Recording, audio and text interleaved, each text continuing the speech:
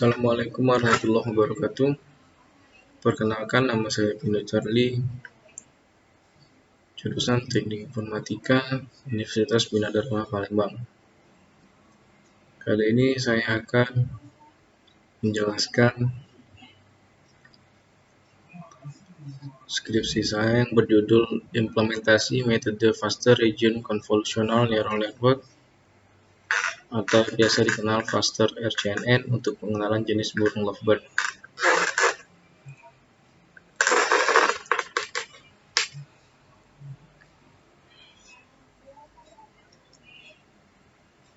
Deep Learning merupakan suatu kelas dari teknik pembelajaran mesin yang memanfaatkan banyak lapisan dalam pemrosesan informasi untuk ekstraksi dan informasi. Deep Learning lahir pada tahun 2006 diperkenalkan oleh Geoffrey Hinton untuk menjelaskan algoritma baru yang dapat membuat komputer melihat.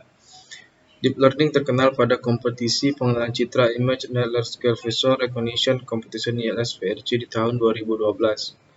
Teknik ini menjadi pemenang pertama di ILS-VRC dengan akurasi yang jauh lebih tinggi dibanding shallow learning, machine learning atau machine learning konvensional. Teknik pengenalan objek dengan deep learning antara lain Region Based Convolutional Neural Network atau RCNN, Fast RCNN, Faster RCNN, dan New Only Look Once atau YOLO. Faster RCNN merupakan salah satu metode deep learning yang digunakan untuk mengenali suatu objek pada citra. Faster RCNN adalah model deteksi objek yang telah mengalami pre-training pada ImageNet. Selanjutnya, model dilakukan tuning untuk data citra burung lovebird atau objek yang hendak digunakan. Faster RCNN merupakan sistem pendeteksi objek berbasis convolutional neural network yang disusun oleh dua modul utama, yaitu RPN dan Fast RCNN Detector. Dalam hal ini, RPN berupa di Fully Convolutional Neural Network yang bertugas untuk menentukan area-area dari citra burung lovebird.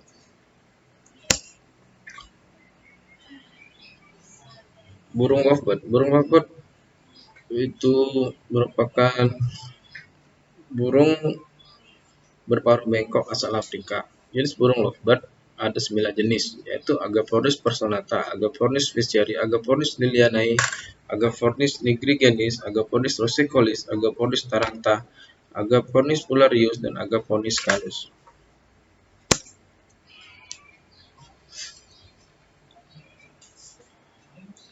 Selanjutnya yaitu metode pengumpulan data dan tahapan penelitian. Pengumpulan data. Dalam pengumpulan data, penulis menggunakan teknik augmentasi. Teknik ini terdiri dari flip, random cropping, color jitter, dan kombinasi yang tergantung dari bentuk citra yang akan diolah.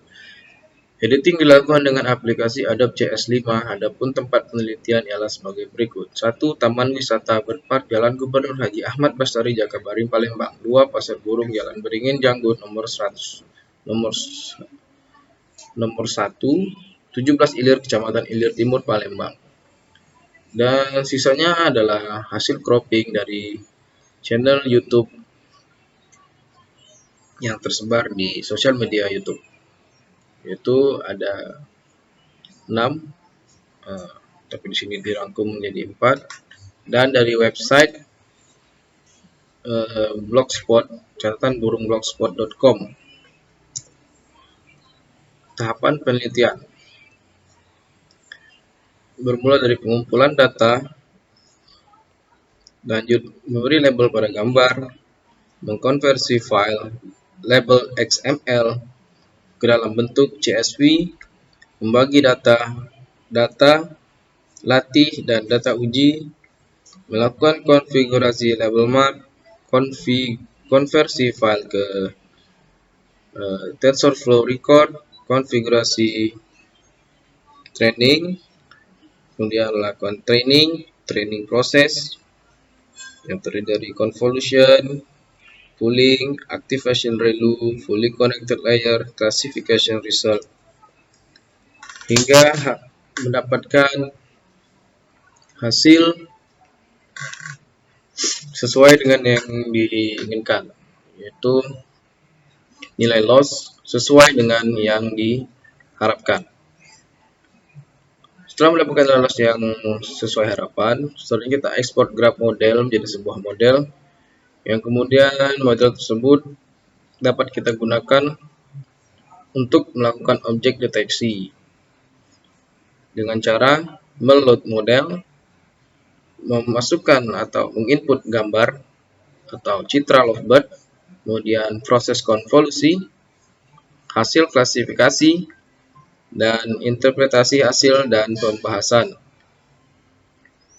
hingga berakhir di kesimpulan apakah objek deteksi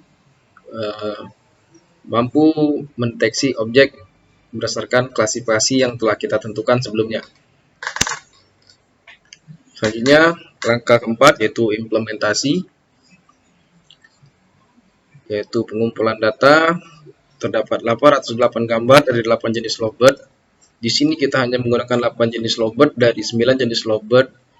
Kenapa cuma diambil 8 jenis? Karena Agapornis winternianus sangat langka baik di habitat aslinya, sehingga datanya sangat sulit didapatkan. Hal ini dilakukan juga agar data training dapat seimbang, sehingga menghasilkan training loss yang diharapkan. Yang kedua yaitu meresize image, yang sebelumnya kita cropping image-nya itu di antara 2,5 megabit itu menjadi size yang sama semua, sekitar lebih kecil lagi yaitu per kilobyte, sehingga memudahkan model yang kita buat untuk melakukan training untuk menghasilkan model baru. Resize bertujuan untuk mempermudah kerja VGA dalam mengolah data. Selanjutnya pemilihan label. Pemilihan label adalah suatu jenis klasifikasi manual yang kita lakukan sebelum melakukan training. Jadi setiap gambar kita beri label sesuai dengan namanya. Terlihat di sini jenis Agapornis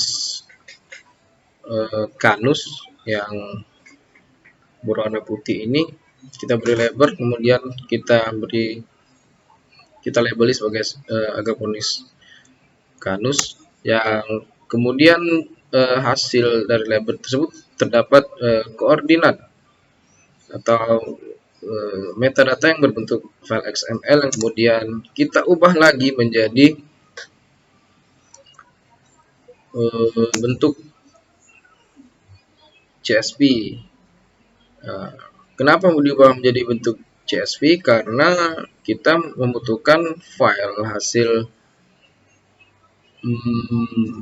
hasil konversi tadi ke dalam TensorFlow record, karena kita menggunakan TensorFlow. Nah, di sini kuncinya ada di generate TensorFlow record. Setelah semua data menjadi TensorFlow record, kita membuat label map, mengkonfigurasi label map, melakukan konfigurasi jumlah kelas yang akan digunakan, feature extractor, anchor generator, jumlah step, dan eval config. Selanjutnya training dilakukan sebanyak 2 juta step, yang mana setiap step ditampilkan hasil dari pembelajaran learning system. Setiap step akan menampilkan sebuah variabel yang disebut loss. Loss menunjukkan apakah model berlatih dengan baik atau tidak. Model dapat dikatakan baik apabila telah mendapatkan loss konsisten di bawah 0,05. Berikut hasil dan pembahasan. Kita lihat ini dataset yang memiliki file pendamping berbentuk XML yang berisi koordinat atau ciri khusus dari burung lovebird. Kemudian inference graph, hasil dari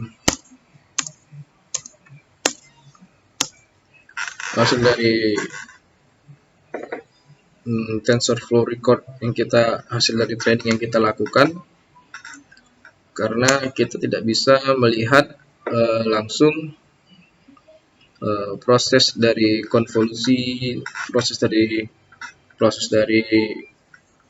konvolusi pooling layer, max pooling, dan sebagainya itu diibaratkan sebagai black box di dalam pesawat. Jadi kita tidak tahu bagaimana kinerja sebenarnya, tapi kita bisa melihatnya dari